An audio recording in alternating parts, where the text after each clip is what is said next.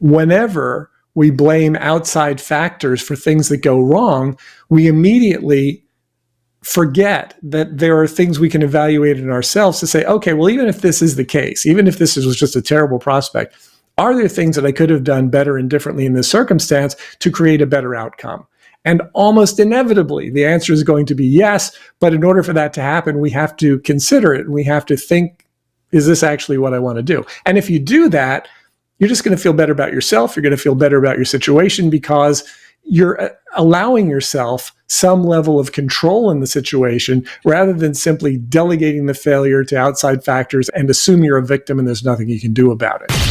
Increase sales, improve margins, and grow your business. Guaranteed. Top secrets of marketing and sales. Now, David Blaise. Hi, and welcome to the podcast. In today's episode, co-host Jay McFarland and I will be discussing how to hit the ground running in the new year. Happy New Year, and welcome back, Jay. Thank you, David. It's such a pleasure to be here. I think everybody has a desire, at the beginning of the year to say, this year's going to be different. We're going to make all these changes. It's going to be fantastic. But do they really have a way to translate that into action? I picture myself hitting the ground. It's like the cartoon when they start to run. Their feet are moving, but they're not moving quite yet. I think a lot of us are in that place. How do we get from spinning to actually moving forward? Yeah, it's a great question. I know in the promotional products industry, we have trade shows that start at the beginning of the new year. The ASI show in Orlando, the PPAI Expo in Las Vegas, and there's one in Fort Worth as well, an ASI show in Fort Worth. I think it's actually in January as well this year. So we got 3 trade shows in the industry that are really designed to help people get up and running and get started. But as we look at today, this first week of the new year, even aside from that, whether or not you're attending a trade show, chances are you're probably pretty reasonably fired up. Okay, here we go. It's another new year. What are we going to do? This is exciting. And if we think about the types of prospects that we want to interact with this year, the types of clients that we would like to attract, the types of customers that we might want to let go this year, and really focus on building our businesses as proactively as possible, building our client lists as proactively as possible, that can really help to improve our quality of life in a dramatic way. Yeah, I love that. In the restaurant business, there's something called a theoretical food cost and an actual food cost. Theoretical is what would things be like if you ran perfectly, if there was no waste, nothing, everything was perfect. And then actual is where you're at. And the goal is to constantly be trying to close that gap. And so to me, I think about it in any business. What is your ideal look like? Your ideal client base, your ideal staff, your ideal sales. So if you can know what that is and then track a course to get to it, I think that's a great way to feel progress, because that's what I tend to miss when I'm running a business is sometimes it's just a daily grind and I don't feel like I made any progress today. And if you do that over and over again, it's hard to continue to press forward. It really is. And I think a lot of that goes to the fact that very often we're just tied up in the day. Whatever it is that's going on in the day, we're just facing whatever is happening to us moment by moment, day by day. And that can get very frustrating. I remember, I think it was Tony Robbins was talking in a seminar one time about the idea that in order to create our future, we need to envision it first. It's like if you were going to build a house, you don't just start nailing boards together, I think was the analogy he used. I thought it was a great one. You have to envision it first. You have to figure out, what do I want this thing to look like? Where is it going to be located? How many rooms are going to be in it? All that sort of thing. And at the beginning of a new year, it's really nice to start thinking about, what do I want my life to look like this year? Who do I want to be surrounded by? Who do I want to interact with? Who do I no longer want to interact with? What types of customers do I want to work with? What types of customers have I decided I'm no longer really interested in pursuing anymore? Simple decisions like that can have an amazing impact on your life and your career. if you simply change the quality of the prospects that you're targeting, if you go from interacting with a whole lot of small dollar clients to interacting with a smaller group of high dollar clients, particularly if those high dollar clients are people that are actually enjoyable to work with, everything changes because now you're not running around like a crazy person. You're able to focus more on a smaller group of people that you can serve to the best of your ability. And all of that impacts everything you do going forward. Yeah, quality of life, frame of mind, stress level, home life, all of those things can be impacted. You were talking about your Tony Robbins analogy. I'm a big sports fan, and in football, typically when a coach comes out, they have their first 15 plays planned. They know exactly what they're going to do. And the reason for that is so that they can kind of assess the skills and what the rest of the team is doing. And I kind of was thinking, maybe that's a great way to kind of start the year, because you're not going to plan out every step of the whole year because things change. And we've talked about pivoting. But if you've got a plan for your first 90 days, this is what I'm going to do, and this is how I'm going to go about it, then maybe that can set you up better for the rest of the year. Yes, and it makes us just feel better about ourselves because we've actually given it some thought. We at least have an idea of what we want to do and where we want to go. There's that great quote from wartime, which basically says, no battle plan ever survives contact with the enemy, right? So we know that even if we put everything together, we want to do things a certain way, we know that it's not necessarily going to happen that way. However, if we at least have some things in mind and we say, okay, I would like to do this, and I'd like to do that, and I'd like to do this, you may not be able to do it immediately in the order that you've chosen, but it gives you something to go back to after you're dealing with putting out the fires or whatever else you have to do. If you've got that basic plan laid out and say, okay, I was able to accomplish this first thing, then I got sidetracked, but let's go back to that second thing, and then I got sidetracked again, but let's go back to that third thing, and work through it systematically, it just allows you to probably live more the kind of life you want to live, because you're deciding in advance what it is that you want to do, who you're going to be doing it with, where you're going to be doing it, when you're going to be doing it. And even though you will not be 100% successful in accomplishing that, if you get 70% of the way there, or 80% of the way there, or 86% of the way there, whatever your number is, you're going to be a whole lot better off than if you start out with a blank slate, not knowing, not deciding where you're going to go or what you're going to do, then just taking it as it comes. Being reactive like that is okay for some people, but generally for business people, business owners, salespeople, reactivity is not a tremendous asset. Yeah, I agree. But I also think we have a tendency to look at losing in a negative way because it's losing, right? But losing is learning, right? And that's one of the reasons why a coach runs those first sets of plays, because they find out, will the run game work? Will the passing game work? Was their defense strong on this side of the line or that side of the line? So as you try things in business, and you do lose in some areas, it should be losing is learning, right? Mm-hmm. And then you can pivot and you can adjust. And the goal is to win more than you lose. But if you think you're always going to win, you're setting yourself up, and that's going to be very hard for you.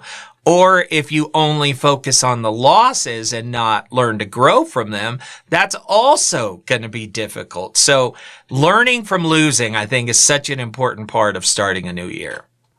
I agree completely. And even the word lose, or the idea of losing, I mean, if you think in a sports analogy, you can be losing in the second quarter and the third quarter, and then you can end up winning at the end. And you haven't lost until the game is over, right? So in life and in business, we haven't lost until the game is over. We're still in it. Every single day, we are still in it. We're still in life. We're still in business. We still have opportunities.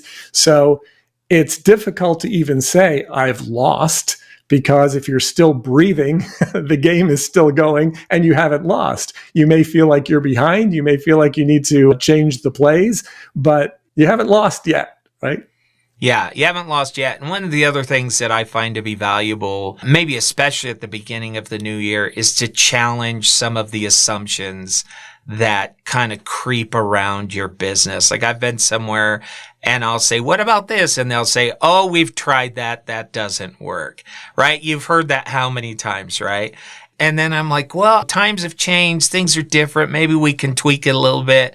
And then you try it and there's amazing success there. It's almost cultural within a company sometimes. No, that doesn't work. We can't do that. I think challenging those assumptions can be of great value. Yes, absolutely. And there are a lot of times when people will do that. They'll say they tried something, they'll say that didn't work, and they will assume that it was that thing that didn't work, when in fact, it might have been the way that they implemented that thing. It might have been the way that they used that thing. Maybe they didn't implement it as well as they thought they did. In the promotional products industry, salespeople run into this all the time. They'll come up with a recommendation for a product that somebody can use, whether it's a custom imprinted whatever mug or t-shirt or cap, or doesn't matter, whatever the item is. And people will say things like, oh yes, we tried mugs don't work. It's like, okay, well, there are hundreds of millions of custom imprinted mugs that are working for businesses all over the world. If it didn't work for your business, why didn't it work? Right? What did you imprint on the mug? Who did you give those mugs to? What did you do with them? Did they stay in the box by your desk and they were never given out? That's not going to work, right? So there are a lot of times where people think they did something, they feel like they've done something, and they either really didn't do it or they didn't do it as well as it could be done. And I think for most of us, that's something that we have to reflect on. Not just, was this done, but did I do it to the best of my ability? Did I do it better than my competitors? Did I do it to the extent that I'm capable of doing it? Or did I just sort of turn in a half-baked performance? Yeah, kind of haphazard. And what I've found oftentimes is it was the employee. You know, you tried a new sales pitch or a new program to get leads, and it was just the person who was doing it wasn't into it. And then we all decide, oh, that doesn't work. Let's move on. Instead of always assessing your systems and your returns and saying, well, wait a minute, let's listen in on what you're doing and let's find out if there's ways to tweak or improve your close rate. So challenging assumptions, I just love that concept, especially several times a year and especially at the beginning of the year. There's a quote that I thought of that really kind of cracks me up. I've used it with my kids a lot. And whenever I say it to my kids or whenever my kids say it back to me, it always makes us laugh, because the quote is, it's a poor artist who blames his tools, right? I don't know if you've heard that expression or some variation of that. And the way that we say it is, 'tis a poor artist who blames her tools, right? If I'm talking to my daughter and she'll say, oh, this didn't turn out the way that I wanted, this paintbrush stinks or whatever. Oh, it is a poor artist that blames her tools. And in business, we just have a tendency to do that. Everybody in business has a tendency to do that. When something goes wrong, well, it was this circumstance, or it was this person, or it was this prospect. This prospect was unqualified, or this person was whatever it is. And it may very well be the case, but whenever we blame outside factors for things that go wrong, we immediately forget that there are things we can evaluate in ourselves to say, okay, well, even if this is the case, even if this was just a terrible prospect, are there things that I could have done better and differently in this circumstance to create a better outcome? And almost inevitably, the answer is going to be yes. But in order for that to happen, we have to consider it and we have to think, is this actually what I want to do? And if you do that, you're just going to feel better about yourself. You're going to feel better about your situation because you're allowing yourself some level of control in the situation rather than simply delegating the failure to outside factors and assume you're a victim and there's nothing you can do about it. Yeah. So perfect. And the other thing I would add to challenging the assumption is just try stuff. You know, sometimes we say, you know, you're on the whiteboard and you're like, no idea is a bad idea, which I've never believed is true. There are bad ideas that end up on the board, right? But sometimes something sounds a little crazy or a little wacky. You know, trying some of that stuff, you just never know. I have some good friends and they're part of a major software game development company. And they used to spend 5 years, 6 years developing these vast games, you know, and it would take forever. And they have no idea if they're going to be liked. And one day they said, what if we just put out some kind of small games to see how they would go and if people would like them. And then if they do, we would expand on them. And they had hit after hit after hit. And you may know their most recent hit. It's Fortnite, one of the most popular games ever created. Fortnite was a side project that they were just kind of saying, hey, what if we did this or that while they were working on one of these massive projects? Just something we'll try. We'll throw it out there, see what happens. And that's such an amazing concept to me. Sometimes you're like, no, it has to follow these guidelines. Sometimes try something new and see if it works. Yeah. And sometimes the thing that we have to try that's new is exactly what you talked about, which is listening, listening more than talking and not making assumptions about what people want, just actually asking them, what do you need? How can we help? And whatever it is that you're selling, sales ultimately boils down to solving some sort of need or some sort of problem. And if you focus on the product, if you focus on what it is that you're selling instead of what problem needs to be solved for this client, you're never going to be as successful as possible. So much of it is about trying to get inside the prospect's head, client's head, by asking them questions about what they really want to accomplish. What are they looking to do? And then prescribing the appropriate solution to help them do it. And this kind of ties into the idea of features and benefits.